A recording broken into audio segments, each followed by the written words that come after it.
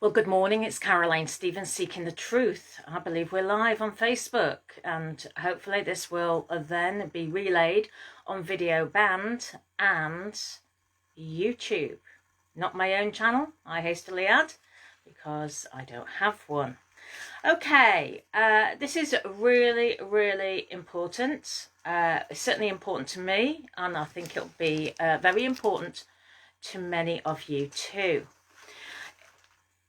The government website, they posted on the 15th of December, how convenient, considering most people are now thinking about tears and Christmas and possibly more tears before bedtime. Well, yes, it has now been finally confirmed by the government, and you won't have seen it mentioned in the media, I don't think. Secondary schools and colleges to get weekly coronavirus testing. Remember, these tests are not foolproof. These tests could have an impact on your children's lives or grandchildren's lives for the rest of their lives. And I'll explain at the end my thoughts about this. Lateral flow tests to be deployed to all secondary schools and colleges to help detect asymptomatic cases and break chains of transmission from January. Every secondary school and college in England, as well as special schools and alternative provision, will have access to rapid coronavirus testing from January to help keep staff and students as safe as possible and in education. The government announced on the gov.uk website on the 15th. Building on the success of testing pilots in schools and colleges over the past few months, from January, all staff in secondary schools and colleges will be eligible for weekly rapid tests as part of an initial rollout. Students will be eligible for daily testing for 7 days if they are identified as a close contact of someone who has tested positive. Under current guidelines, up to a whole school bubble has to self-isolate if one student or staff member tests positive. Well, I know that locally one of the secondary schools had to shut their entire sixth form because of 2 children testing positive. From January, those in the same bubble do not need to self-isolate if they agree to be tested once a day. So there's the carrot. This will improve attendance and ensure young people can benefit from face-to-face teaching as much as possible. This will improve attendance. Right, those are their words. Staff will also be eligible for daily testing if they are identified as a close contact. Roughly 1 in 3 people have the virus without symptoms, so could be spreading the disease unknowingly. And as we know, less than 1% of the entire population has passed away. And most of those people have been over the age of 80 or had pre-existing conditions. Asymptomatic testing helps to identify positive cases more quickly and break chains of transmission. Primary schools will then be supported to roll out testing as quickly as possible over the spring term. Education Secretary, the guy who keeps a pet tarantula, Gavin Williamson, said, "This huge expansion of rapid testing for those working in education is a milestone moment. It's a milestone moment for those elites, you see, because this is their dream come true." I know it has taken a phenomenal effort from everyone to ensure approximately 99% of schools have been open each week since the start of term. Testing on this scale brings real benefits to education. It means more children, teachers and staff can stay in their classes in schools and colleges without the need to self-isolate. The usual suspect, Matt Hancock, then says it is so important we drive down transmission rates among school-aged children, so we are rolling out rapid testing in all schools as quickly as possible and asking everyone offered a test to come forward for a test. About 1 in 3 people who have coronavirus, remember coronavirus is not, that can just mean influenza. Okay, remember Matthew Hancock was reported a few months ago in the mainstream media as saying he's not bothered about the test, whether it can determine influenza or anything else. It's a catch-all situation. Remember what has tested positive in the past? Inanimate objects. About 1 in 3 people who have coronavirus have no symptoms and will be spreading it without realising it. Rapid regular testing offers a reliable and effective way to keep schools open and children learning. It will also help us to identify asymptomatic cases that we otherwise wouldn't know about and protect the whole community beyond the school gates. Yes, dishonestly honest. They wouldn't know about the DNA collected. They wouldn't know about your children's DNA necessarily without undertaking this. It says choose contacts, close contacts of positive cases who do not want to participate in daily testing will still be able to self-isolate, as is currently the case. Guidance, training materials and webinars will shortly be made available to secondary schools and colleges so they can start to use the new testing capacity as soon as possible. Remember, this has been posted on the government website on the 15th. That is Tuesday of this week. There were some schools that would have been shut at the end of last week for the school holidays, and schools in my area shut either yesterday or today. And yet they're issuing more diktats to the schools, and they're expected to follow without question at the beginning of next term. So, what's the point of issuing training manuals, webinars, and so forth? Who is going to have the opportunity to consult, to read, to ask questions of the government? Nobody.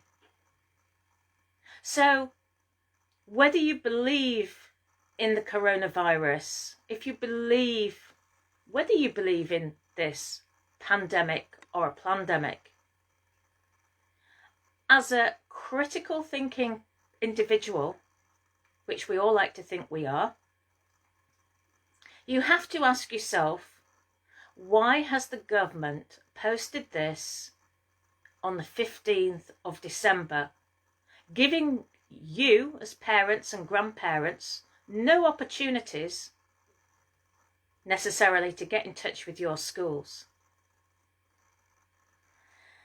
The pilots that have taken place in schools and colleges over the autumn term have shown the positive impact regular testing can have in finding asymptomatic cases before they spread and reducing the need to self-isolate amongst staff and students. So of course the schools are going to be wanting to sell this now, aren't they? Because they're possibly not critical thinkers. They don't have the time to watch social media. They are paid by the system. The pilots have shown how testing is an additional reassurance and protective measure on top of the wide range of effective measures schools and colleges already have in place, including increased hygiene, ventilation, and wearing of face coverings in communal areas where appropriate. Test kits will begin arriving at secondary schools and colleges for the first phase of rollout from the first week of January. So it's going to be, the books are going to land on the head teacher's desk, and he's just simply going to be handing this all out to his staff. Now, this is where it gets really interesting. Dr. Susan Hopkins, Senior Medical Advisor to Public Health England and the NHS Test and Trace says, and this is on the government website, lateral flow devices are a vital additional tool in helping us detect COVID-19 cases. You see, it says COVID-19 cases, yet we know that the PCR tests are not accurate, that we wouldn't otherwise know about, she says, meaning that we can break a chain of transmission and save lives. In schools, these tests can help make students and staff safer by helping us quickly identify many people who are unknowingly carrying high levels of the virus, preventing them from passing it on to others. Now, this Hamid Patel, Chief Executive of Star Academies, a trust with schools participating in the autumn testing trials, said, and remember, majority now of secondary schools are academies. They are privately run. So it's corporation time. Testing was arranged to be as unintrusive as possible, and the benefits have been tremendous. Attendance has improved as fewer close contacts have been required to self-isolate. Parents who may have been wavering have gained confidence to send their children to school, and staff have been reassured by the availability of testing. Testing has allowed us to refocus on teaching and learning. I am heartened that the scheme is to be rolled out nationally. It is a game changer for the sector. It certainly is a game changer for the sector. It is a game changer for the government. Joel Garvey, principal of Newcastle Sixth Form College, a college participating in the autumn testing trials, said, testing at Newcastle Sixth Form College has given all of our students and staff the reassurance that the college is a safe environment for them to work and study. Remember, children, how many deaths have there been with the children? The testing process is smooth and has a minimal impact on teaching and learning. So schools and colleges will be provided with the necessary equipment and materials to deliver the testing, and will be reimbursed for reasonable administration costs such as staff time. Who's actually doing the testing? We continue to work with local authorities to trial approaches to regular testing in early years settings, so that's primary schools, and expect provision to increase throughout the spring. Now, Dr. June Rain, she is, let's have a look, just checking this out now.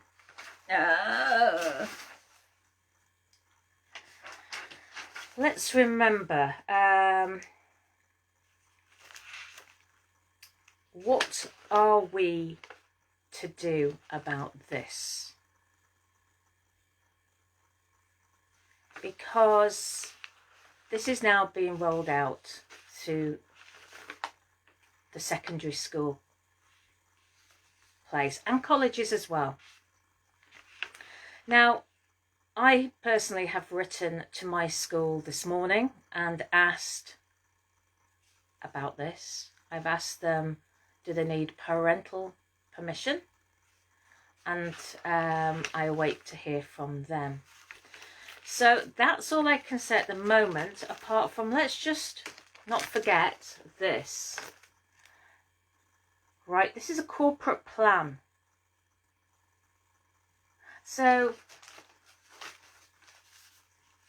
This is not an independent body at all. This is Medicines and Healthcare Products Regulatory Agency.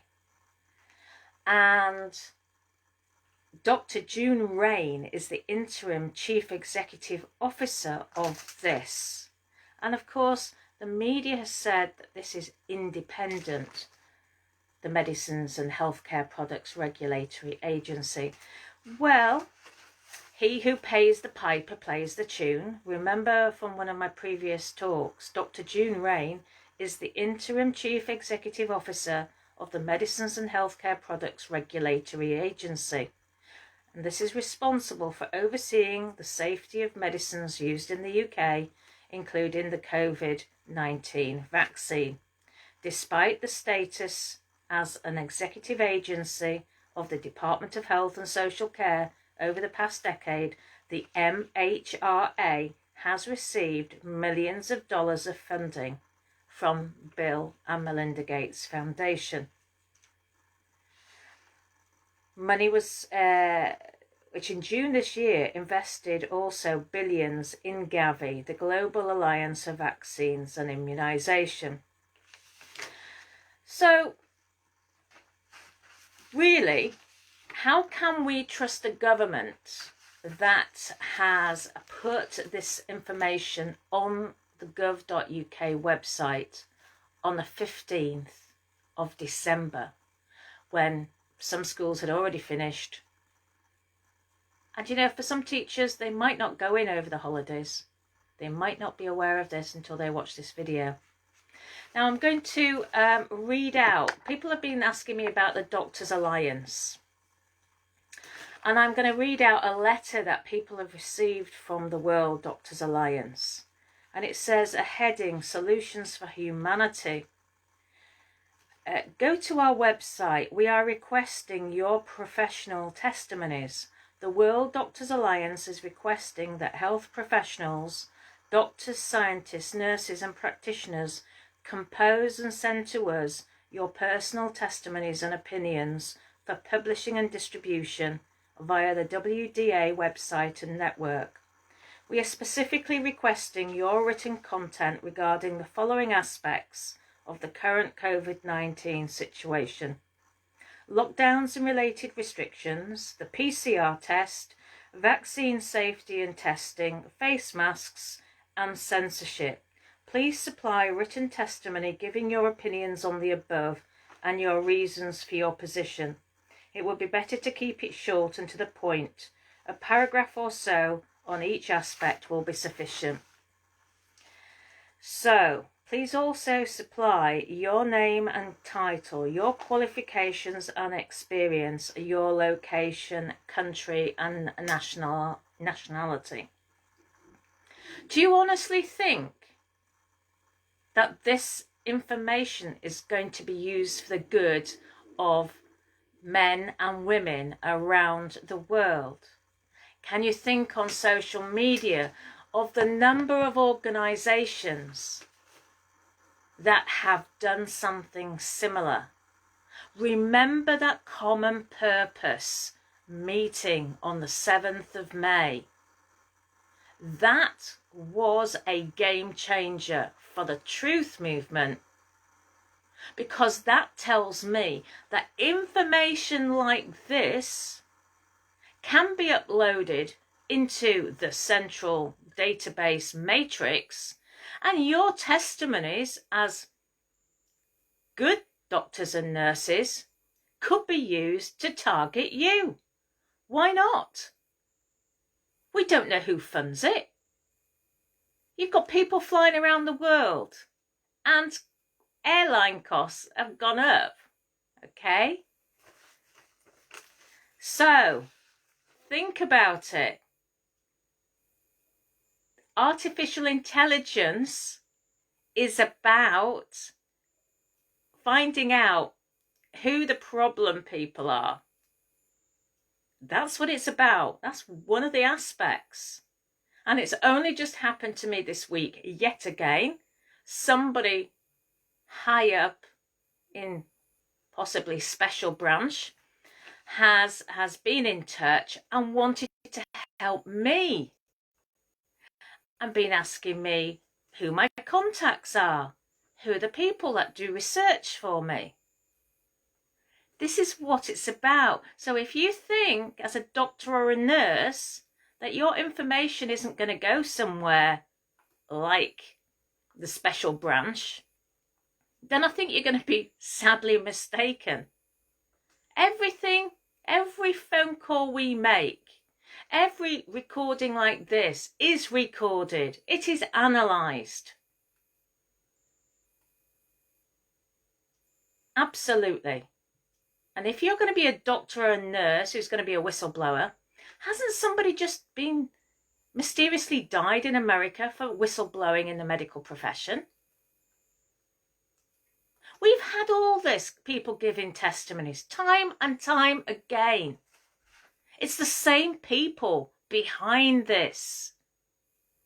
The deep state. This is what we mean by the deep state. Well, I ask people, who's funding the alliance? Do you know? Not one person can tell me. So how do you know who or what organisation is trustworthy when you don't know who funds them? Remember the Bilderbergers fund the right-wing organisations, the left-wing organisations. Everything is buttoned down.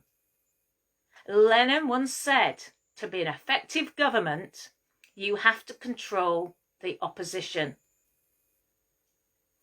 That is a really, really simple, straightforward statement and could save lives. We have now got schools, you know, those trusted schools, which in the main are academies now in secondary side. We trust the schools. What do you think that testing is all about? You see, people think I worked in finance and banking. I didn't work in banking as such. I actually worked in the insurance division. I went into the insurance industry when I was 18. I could have gone to university, but I didn't. And I went to work as an ordinary insurance clerk. I went to work in life assurance and pensions. Now at that time, if you took out your life policies, your pension policies at a certain age, they didn't really want to know anything about you medically. But wouldn't it be wonderful for the insurance industry?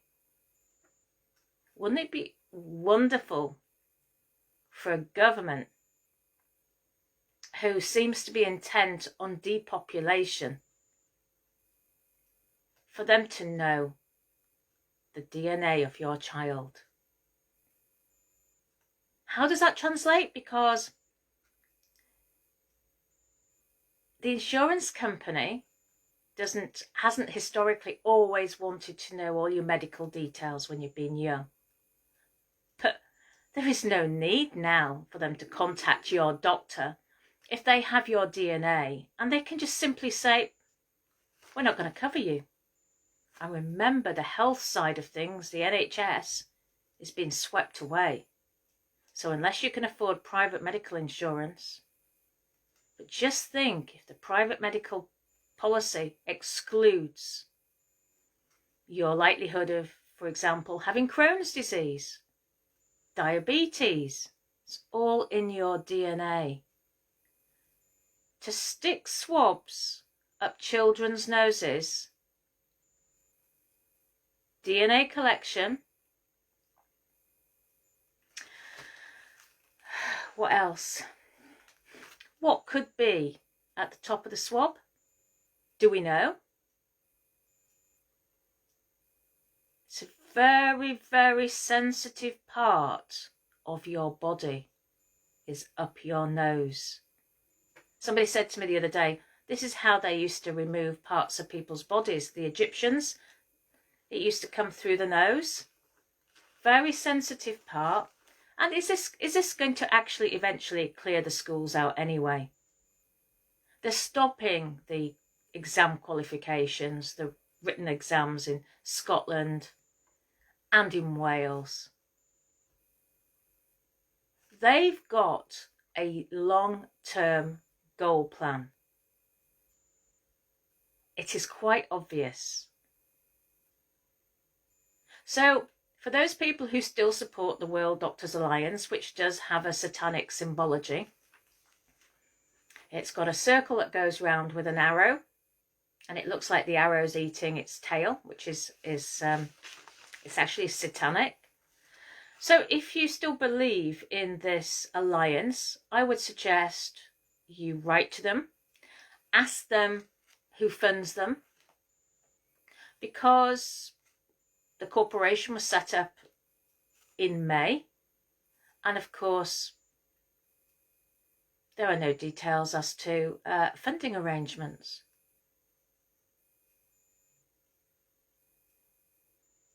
But Lenin said, to be an effective government, do you think they're going to have people wandering around that are not controlled?